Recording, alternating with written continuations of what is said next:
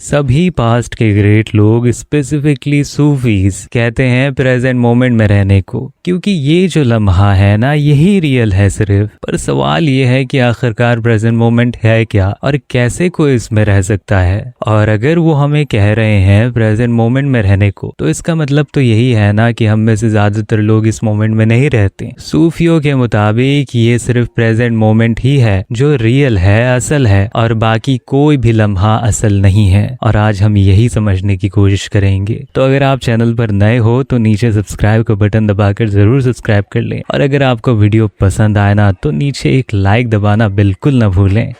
ठीक है, तो आगे बढ़ते हैं। अब हम उन लोगों के मुताबिक जो पूरी तरह से चीज़ों के असल मायनों को रियलाइज कर चुके हैं, जिन्हें अहलल तहकीक कहते हैं, उनके मुताबिक एक लम्हा आने वाला वाक़या है, आने वाला इवेंट है जिसका वाक़ई होना डिपेंड करता है एक असल वाक़ये पर, यानी रियल इवेंट पर। मिसाल के तौर पर जब आप कहते हो मैं महीने की शुरुआत में आऊँगा, यहाँ पर आपका आना उम्मीद किया गया है, पर अभी तक यह हकीकत नहीं हुआ है। जहां पर महीने की जो शुरुआत है वो रियल है, और इसी वजह से महीने का शुरुआत वो लम्हा है आपके आने का। अल कुसैरी लिखते हैं कि मैंने अपने उस्ताद अली अल दहकक को कहते हुए सुना कि एक लम्हा वो है जिसमें अभी के दौरान तुम प्रेजेंट में हो। अगर तुम इस दुनिया में हो तब तुम्हारा लम्हा ये दुनिया है, और अगर तुम आखिरत में हो, आने वाली दुनिया में हो, तब तुम्हारा लम्हा आने वाली दुनिया है, आखिरत है। और अगर तुम खुशी में हो तब तुम्हारा लम्हा खुशी में है, और अगर तुम गम में हो तब तुम्हारा लम्हा गम में है। इसका मतलब वो हमें ये समझाना चाह रहे हैं कि एक लम्हा एक ऐसा स्टेट है जो एक इंसान को डोमिनेट कर लेती है। और कभी कभी एक लम्हे का माना ये भी होता है कि वो वक्त जिसमें कोई इंसान अपने आप को ढूंढ सके। और दूसरे लोग कहते हैं कि एक लम्हा, एक मोमेंट कोई ऐसी चीज है जो दो वक्त के दरमियान होती है, यानी पास्ट और फ्यूचर के दरमियान। रूमी कहते हैं कि एक सूफी लम्हा मौजूद का साथी है। इसका एक मतलब ये है कि वो इबादत में ही लगे हुए होते हैं, जो सबसे ज्यादा जरूरी होती है करंट सिचुएशन में करने के लिए, अभी के दौरान करने के लिए, और वो वही करते हैं जो अभी के दौरान इस लम्हे में ज्यादा जरूरी होती है। और ये भी कहा जाता है कि एक गरीब आदमी अपने पास्ट या फ्यूचर के बारे में ज्यादा ख्याल नहीं करता, सबसे ज्यादा सिर्फ उसके लिए वो लम्हा मायने रखता है जिसमें वो अभी है, करंट सिचुएशन में है। और इसी वजह से वो कहते हैं कि जिस किसी भी इंसान के जहन में गुजरे हुए ख्याल चलते रहते हैं वो कई कीमती लम्हों को खो देता है। और कभी कभी इस लम्हे के बारे में सूफी बताते हैं कि ये खुदा की मर्जी के मुताबिक चीजों को करना है, और खुदा की मर्जी के अलावा कोई दूसरा चीज अपनी मर्जी से नहीं कर सकता। मतलब अपनी मर्जी से, अपनी फ्री विल से चीजों को ना करना जो खुदा ने मना किया है। वो कहते हैं कि हम इस लम्हे में किसी के हुक्म में हैं। इसका मतलब है कि उस इंसान ने अपने आप को पूरी तरह से सरेंडर कर दिया है किसी गैबी ताकत के हवाले, जिसे खुदा कहते हैं, और वो अपने मर्जी से चीजों को नहीं करता। पर इस पर गौर करें कि ये सिर्फ उन चीजों पर ही अप्लाई होती है जिन्हें खुदा ने मना किया है, या फिर दूसरे अल्फाजों में वो कुछ चीजें ऐसी चाहता है हमसे कि हम उसके कायदे और कानून के मुताबिक करें। और अगर आप खुदा की कही हुई बात को नहीं मानते या फिर उसकी बात पर तवज्जो नहीं देते और जिन चीजों को उसने करने को कहा है उसे आप नहीं करते, तब आप मजहब से बाहर हो। और सूफी कहते हैं कि ये लम्हा तलवार की तरह है। इसका मतलब उसी तरह से जैसे कि कोई तलवार चीजों को काट देती है। एक लम्हा ऐसी फुलफिलमेंट है जिसे खुदा ने मुकर्रर किया है गुजरने के लिए। और ये भी कहा जाता है कि तलवार छूने में बहुत ही ज्यादा नरम होती है, पर तब भी उसकी जो छोर होती है वो चीजों को काट देती है। वो इंसान जो तलवार के साथ नरमी बरखता है वो जी जाता है, और वो इंसान जो इससे बगावत करता है वो खत्म कर दिया जाता है। और हू बहू इसी तरह से लम्हे भी होते हैं। लम्हे के साथ भी कुछ ऐसा ही मामला होता है। जिस किसी ने भी सरेंडर कर दिया अपने आप को इसके आगे वो जी गया, और जिसने भी बगावत की वो मुंह के बल नीचे गिरा दिया गया। सूफी इस वर्स को रिसाइट करते हुए कहते हैं, अगर तुम तलवार के साथ नरमी दिखाओगे तब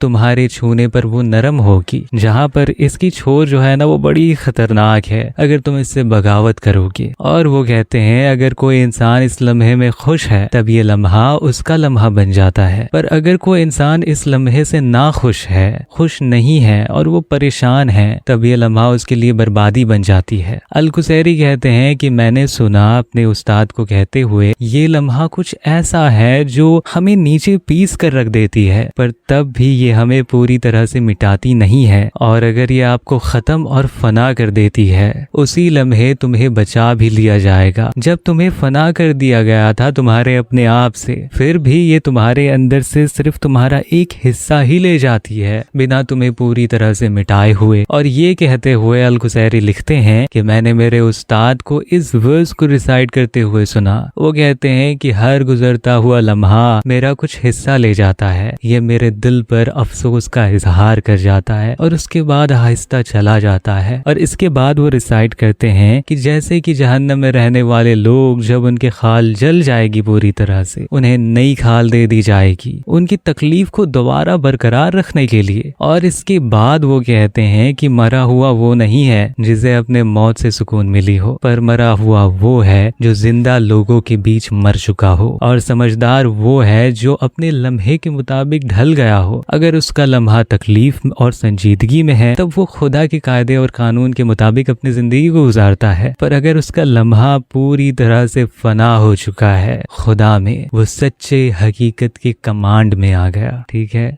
तो ये थी आज की वीडियो। उम्मीद है ये वीडियो आपको पसंद आई होगी, और अगर पसंद आया ना तो नीचे एक लाइक ज़रूर दबा कर जाएं, और अगर सब्सक्राइब नहीं किया है तो सब्सक्राइब ज़रूर कर लें। और सूफीज़म की, फ़िलॉसफ़ी की सभी की प्लेलिस्ट भी आप चेक कर सकते हो, ऊपर भी आपको लिंक मिल जाएगा और नीचे भी मिल जाएगा। ठीक है, तो मिलते हैं अपनी अगली वीडियो में, तब तक के लिए अपना और अपनों का ख्याल रखिएगा।